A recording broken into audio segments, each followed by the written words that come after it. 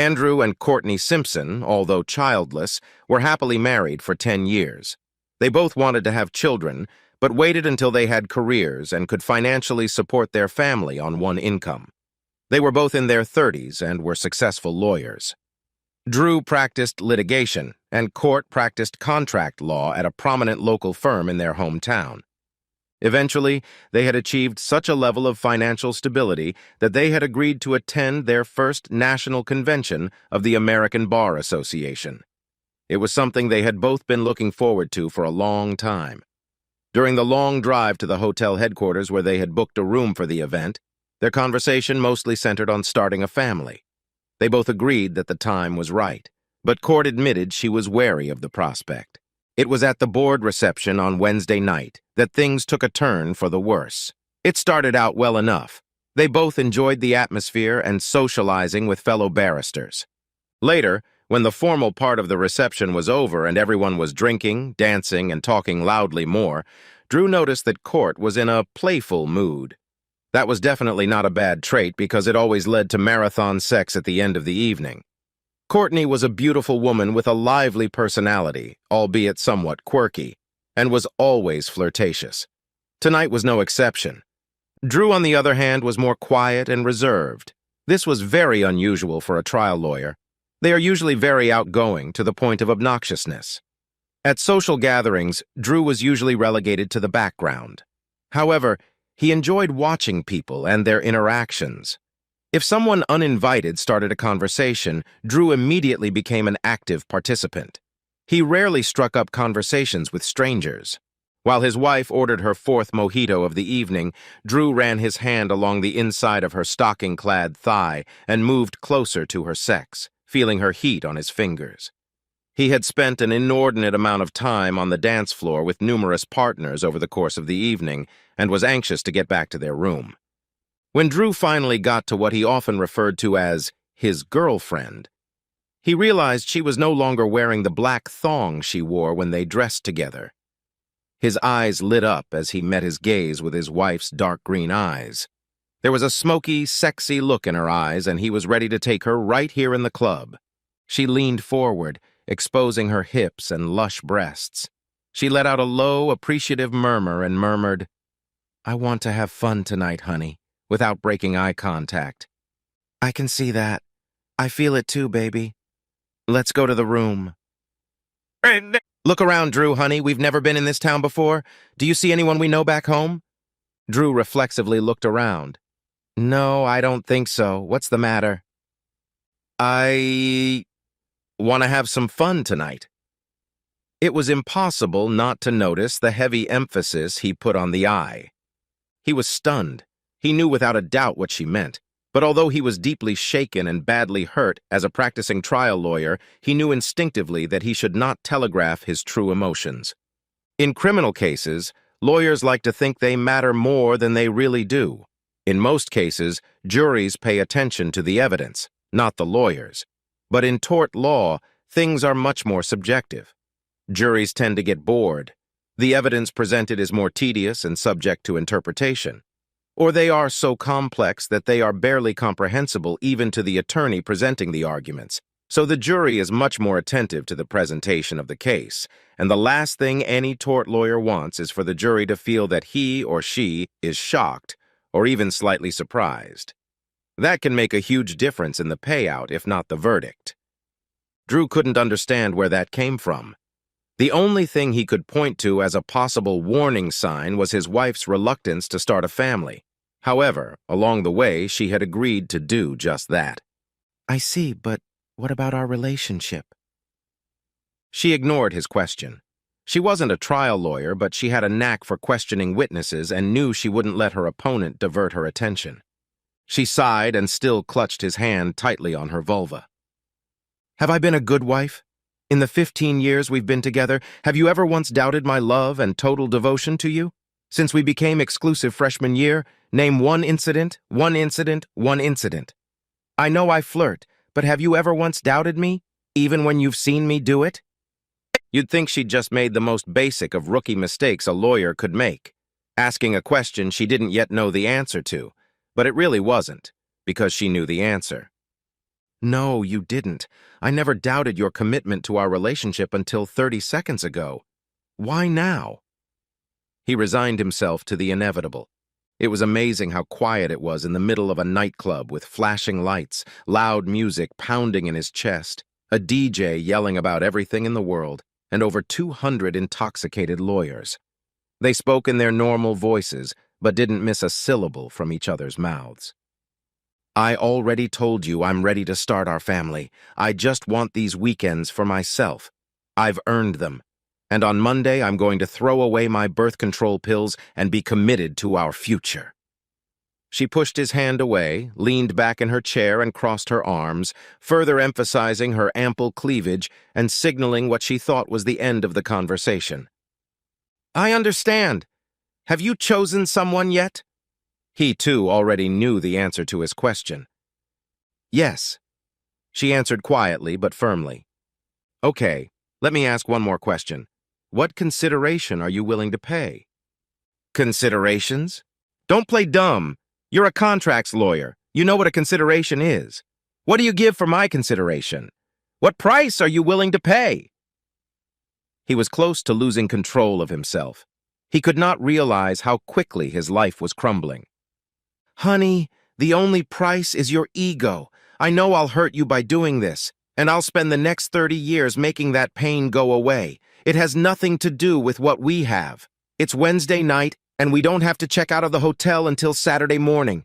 I'll be back in our room Friday night, and we'll start practicing making babies. Everything will be fine. It was over. 15 years together, 10 years of marriage, our family that would never be born. No children's parties, birthdays, first days of school, graduation parties, brides-to-be, or grandchildren bouncing in our laps. She just admitted that she intentionally hurt her husband. Deliberate torture, if you will, and she didn't even blink. For some reason, it didn't matter to her. Okay, I'm going to bed. I guess I'll see you when I see you. He turned and walked away without looking back. He could hear her calling his name, but he didn't care what she said anymore. Well, that went better than I expected, Courtney thought to herself smugly. What was that, I'll see you when I see you comment? She didn't hesitate and turned her attention to her intended target. She made eye contact and smiled seductively. She stood up and slid over to him. The incredible truth was that until the very moment she had smelled this man, she had never once considered being unfaithful to Drew. She had made a life-changing decision, but she had no idea about it. Drew didn't know how he managed to get back to the room. He vaguely remembered someone asking him if he was okay while he was riding in the elevator, but his mind was reeling and he was still in a state of mild shock from what had happened. It all seemed so surreal to him. One minute he was fantasizing about the great sex he and Court would have, and the next minute his marriage was over. He didn't know how long he sat on the edge of the bed, staring at the wall, but eventually a plan formed in his head. He knew what he had to do and forced himself to go forward. It was only a 3.5-hour drive home, but Drew knew he had a couple days to get everything done. He realized that to Courtney, he didn't exist for the next 48 hours. That was enough time to do what needed to be done. He realized that the first thing in the morning was to report the theft of their joint credit cards. With any luck, some hotel maid would find Court's purse she'd left in the room and take it without reporting it. Drew had no intention of touching the items his soon-to-be ex-wife had left in the room. He also figured that if the maid took her purse, it would give him until at least the end of Monday to leave. The divorce itself would be simple and clean. They lived in a state where divorce was not an option. No kids, no house, no joint assets. They always kept their finances separate and contributed equally to expenses.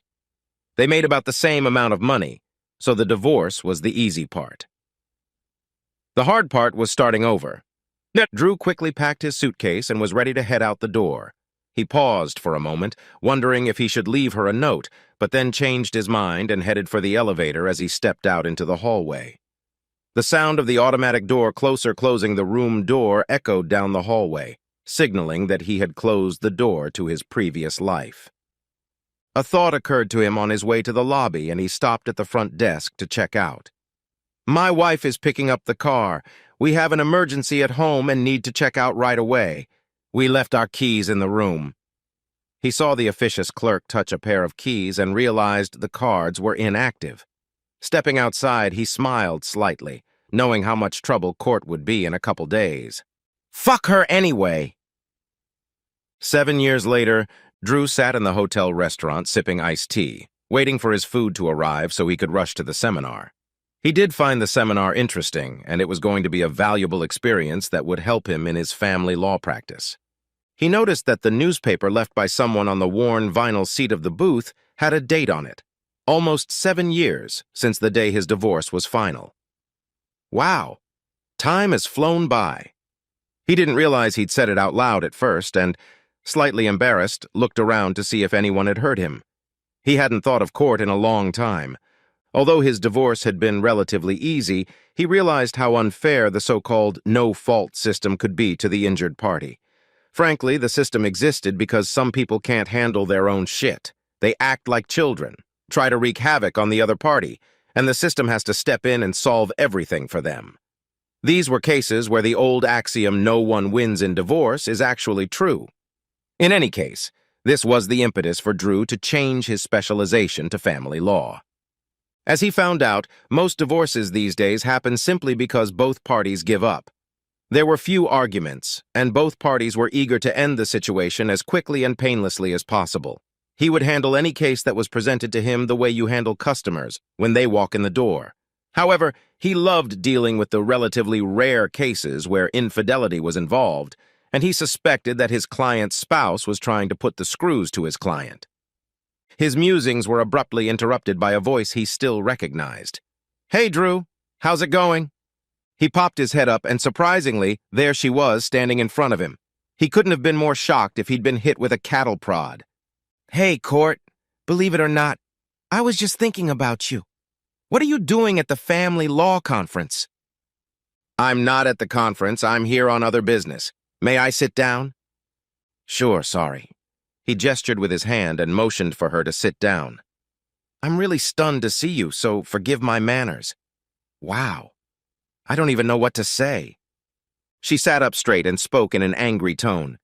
"You haven't even spoken to me, Drew. You haven't responded to any of my attempts to contact you. You haven't said a word to any of my family, including my mother, who you know loved you very much. You didn't even show up at any of your hearings. You just disappeared.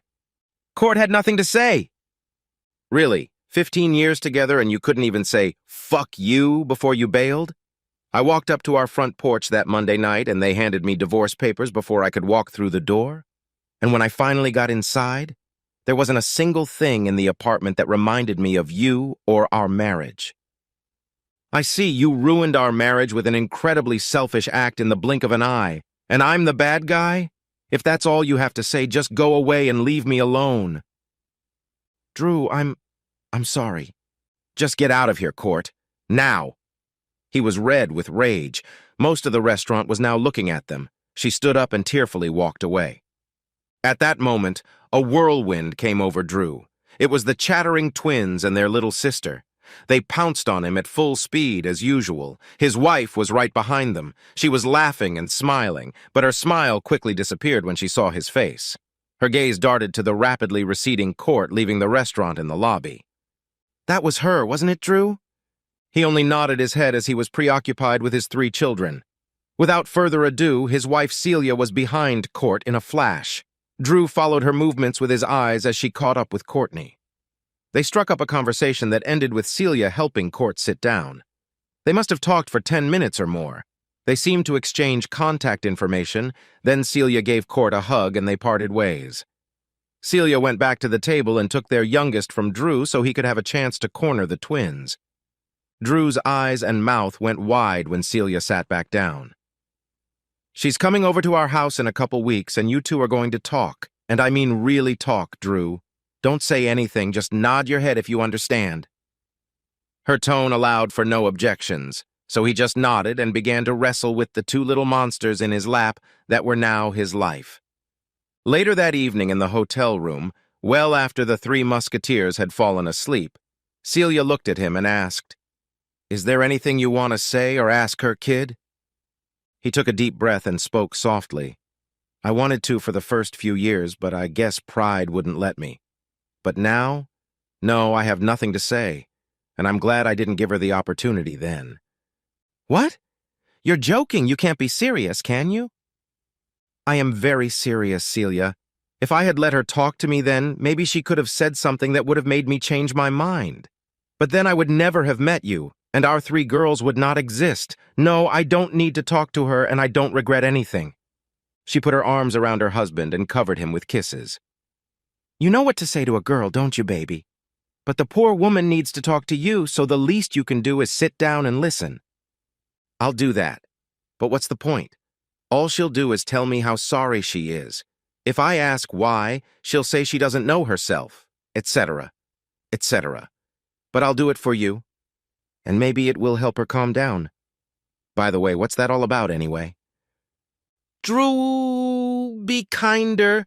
Maybe I can't give you a definition, but if you really loved her, would you yell at her a couple minutes after seeing her for the first time in 7 years? Maybe that's what the end of a relationship is all about.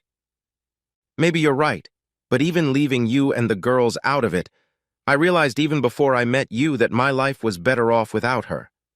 The divorce made me reevaluate my life and what was important to me. Sure, I went through the usual emotional turmoil that most people experience when a marriage breaks up, but that failure made me take a second look at myself, which I never would have done if she hadn't acted stupidly. Drew paused to think and catch his breath. They say that the greatest successes come after the greatest failures, and I firmly believe that in my case it's true. I am much happier practicing family law now than I ever was practicing tort law. Sometimes I feel like I'm actually helping people. I know I don't make as much money, drive a Beamer, or live in a lakeside apartment, but I'm happier than I've ever been in my life. What about her? Maybe you should ask her those questions. What would be the point of that, Celia? I don't regret where I am right now in the slightest. He paused, a very sad expression on his face, and continued in a voice barely above a whisper. I guess that's not true. I have one regret. I should have spoken to her mother. She's a very nice woman. I know she had a thing for me, and I liked her. With both my parents gone, she was like a surrogate mother to me, and I left without saying a word to her. There was nothing more Celia could say. She had hoped that sitting down with Drew would be as beneficial as it was for court, but now she doubted it was the right thing to do. Would she force Drew to do this, and it would only stir up a past he no longer cared about? But would she be able to stop him? As it turned out, Celia didn't have to do anything. The last meeting never happened. The night before Courtney was due in town, Celia's phone rang after midnight. She was always afraid to pick up the phone at that time for fear of bad news, but she reflexively answered it. On the other line was a clearly distraught woman. Celia, this is Angela Jones, Courtney's mother. I need to speak to Andrew. The ringing of a cell phone woke Drew, and Celia handed him the receiver. It's for you. Drew picked up the phone. Yes? Andrew, it's Angela. Courtney killed herself yesterday afternoon. This statement was followed by the sobs of a man in pain so painful it could not be described. I'm so sorry, Mom. I don't know what to say. Oh, God, it's my fault. Tears flowed from Drew, but there were no words. Celia, who had heard everything, had clung tightly to her husband and was now openly crying, thinking it was her fault too. Andrew, it's not your fault. She had a lot of problems, and she brought them on herself. There's a lot you don't know about her after the divorce. She left a sealed letter for you. I hid it from the police. No one knows it exists except you and me. What do you want me to do with it, dear? Just keep him to yourself for now and let me think about him. Can you do that for me? Of course, honey. Andrew, I need you to be with me. Can you come? I'll come as soon as I can, Mom. I'm going to bring my whole family with me. I want you to meet them. I know you'll like them. I'll call you back tomorrow and we'll plan everything. Is there anyone with you right now? You shouldn't be alone. Yes, dear. My friend Joyce lives with me. I can't wait to meet your family. I'll talk to you tomorrow. And the phone disconnected. Epilogue. Courtney's private service was held 7 days later on a cold but clear fall afternoon, and as promised, Drew and his family were in attendance. Only a few family friends were present. Apparently, even though Courtney was a very competent attorney, she had no real friends. She was cremated, and her ashes will be scattered in the park where she and Drew often went when they were dating. Angela said it was the happiest time of Court's life. Losing her daughter through her own fault had been an almost unbearable burden for Angela. But she quickly grew to love Celia, and especially the three girls. By the end of the week, the girls began calling her Grandma Angie. Angela recounted what had happened in Court's life since Drew's departure. He was shocked by the revelations about the risky behavior, substance abuse, and mental health issues that had followed the divorce. She even opened up about why Courtney ended up in the same hotel as Drew. She disappeared with two men she met at a nightclub and was gone for over a week. When she returned, she was covered in bruises. According to Angela, that wasn't unusual. She was about to lose her partnership, too. He was stunned at how one bad decision made at the worst possible time had thrown Court's life out of control. It would be a long time before he came to terms with it. The night before Drew's family was to return home, he and Celia had a long talk and came to some decisions. The next morning, Drew pulled Angela aside while Celia kept the girls occupied. "Mom, we need to discuss a few things. First, Celia and I want you to come live with us. There's nothing keeping you here right now. You don't have to make a decision right away, but we want you to think it over. We'd all love to have you with us. If you decide to come, we will help you with your move every step of the way. We would also like to be with you when you scatter her ashes. Please think about it, okay?" "Oh, honey, that's so sweet of you. I promise I'll think it over carefully, but I'm really going to miss her." And she was upset again. Drew took her in his arms to comfort her while she tried to come to her senses. When she calmed down, he continued, "We need to talk about the letter. I think the best thing for us to do is to take the letter and throw it into the fireplace unopened." "It's your letter, Andrew." "I know, but I'm never going to read it. If you give it to me, I'll burn it. But I want to give you an opportunity to keep it. I don't know about you, but I want my memories of Court to be before the divorce. Your memories should be of that time, too, and I'm worried that after reading this letter, we'll only remember things about her after the divorce. I want nothing to do with that damned letter. I'm giving it to you. If you decide to read it, the only thing I ask is that you never, ever mention anything in it." Angela was shocked by his answer, but was beginning to understand Andrew's reasoning. She desperately wanted to remember her daughter as she had been before her actions that had destroyed her marriage. Maybe it was genuine remorse and an admission of how devastating her decision had been, but perhaps there was only more pain inside. Andrew had told her about how the meeting with Court had gone a few weeks ago. What if Court had only gotten more angry and blamed Andrew? She wasn't in the best of moods, especially after confronting Andrew. Angela was torn. Before they headed home, Celia had a private talk with Angela as well. "Please, please, please move in with us. We really want you to be a part of our family's life. I don't think you realize how important you are to Drew." "I promise, honey, I'll think about it. It would be nice to be around young people again," replied Angela wistfully. As Drew and his family left for home, along with tears and hugs, there were requests for Angela to go with them. After they left, Angela collapsed into a chair in the living room across from the fireplace. She pulled a letter out of her dress pocket and stared at it intently. She knew she had a decision to make.